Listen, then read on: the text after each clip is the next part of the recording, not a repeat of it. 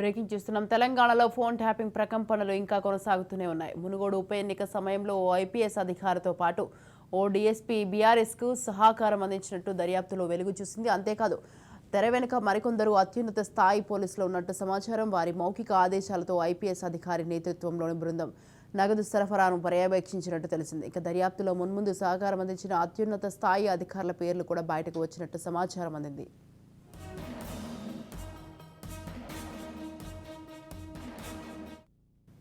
మునుగోడు ఉప ఎన్నికల్లో బీఆర్ఎస్ అభ్యర్థి కోసం నిబంధనలకు విరుద్ధంగా డబ్బు సరఫరా చేసేందుకు ఫార్చునర్ వాహనాన్ని వినియోగించారు. ఇక ఆ వాహనానికి ఎస్కార్ట్గా వ్యవహరించిన కానిస్టేబుల్ వాంగ్మూలం ఆధారంగా ఈ విషయం వెలుగులోకి చూసింది.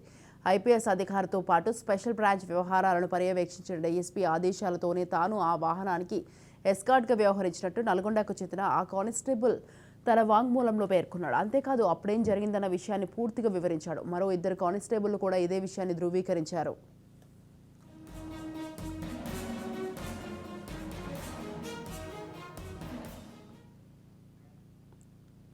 మునుగోడు ఉప ఎన్నికల సమయంలో తాను నల్గొండ టాస్క్ ఫోర్స్లో పనిచేశారని ఐపీఎస్ అధికారి ఆదేశాల మేరకు డీఎస్పీ తనను తీసుకెళ్లారని ఆ కానిస్టేబుల్ తన వాంగ్మూలంలో పేర్కొన్నాడు. నవంబర్ 1న తప్ప 2022 అక్టోబర్ 26 నుంచి నవంబర్ 2 వరకు ప్రతి రాత్రి ఫార్చునర్ వాహనానికి ఎస్కార్ట్గా వ్యవహరించినట్టు వివరించాడు. ఆ వాహనంలోనే బీఆర్ఎస్ అభ్యర్థి డబ్బును తరలించారని తెలిపాడు.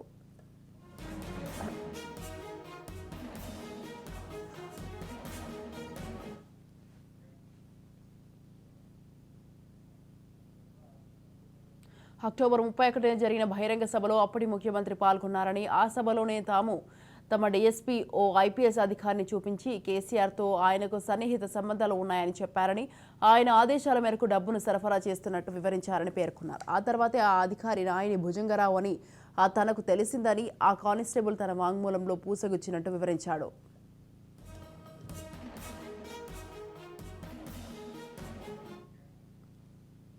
రైట్కి ఈ విషయంపై పూర్తి సమాచారాన్ని మా ప్రతినిధి crime bureau chief Inna Reddy phone లైన్లో అందిస్తారు. ఇన్నారెడ్డి చెప్పండి, తెలంగాణలో అయితే ఫోన్ ట్యాపింగ్ ప్రకంపనలు ఇంకా కొనసాగుతూనే ఉన్నాయి. అయితే మునుగోడు ఉప ఎన్నిక సమయంలో అయితే ఓ ఐపీఎస్ అధికారితో పాటు ఓ డీఎస్పీ బీఆర్ఎస్కు సహకారం అందించినట్టు దర్యాప్తులో వెలుగు చూసింది. దీనికి సంబంధించి మీ దగ్గర ఉన్న అప్డేట్స్ ఏంటి?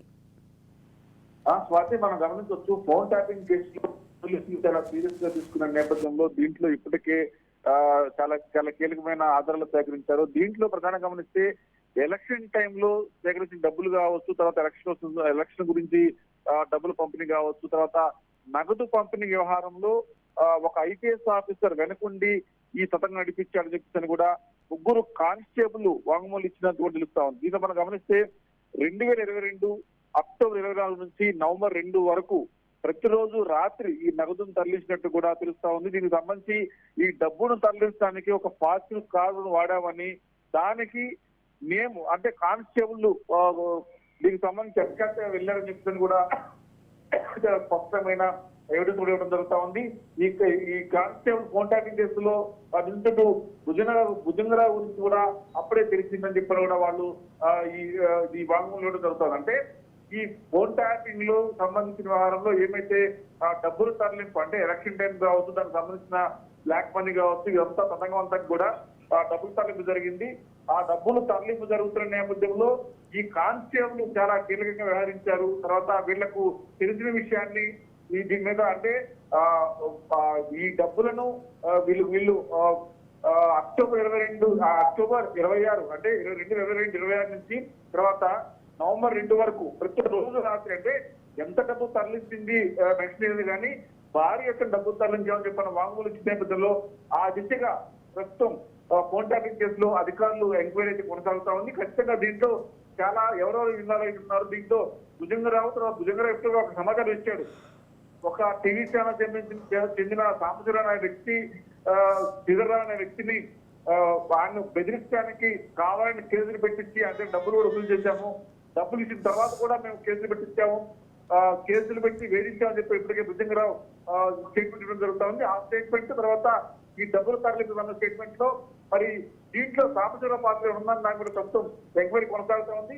ఖచ్చితంగా ఈ ఎంక్వైరీలో చాలా కీలకమైన అంశాలు బయటకు వచ్చే అవకాశం ఉంది. ప్రధానంగా మనం గమనిస్తే ఈ కేసు వ్యవహారంలో ఉన్న వ్యక్తులు, తర్వాత బ్యాక్గ్రౌండ్ లో పనిచేసే వ్యక్తులు అందరి మీద కూడా వీళ్ళు విచారణ జరిపి మరికొద్ది రోజుల్లో చాలా కీలకమైన అరెస్ట్ కూడా జరిగే అవకాశం మనకు కనిపిస్తా ఉంది Swathi. Right, thank you Nareddy, thanks for the details.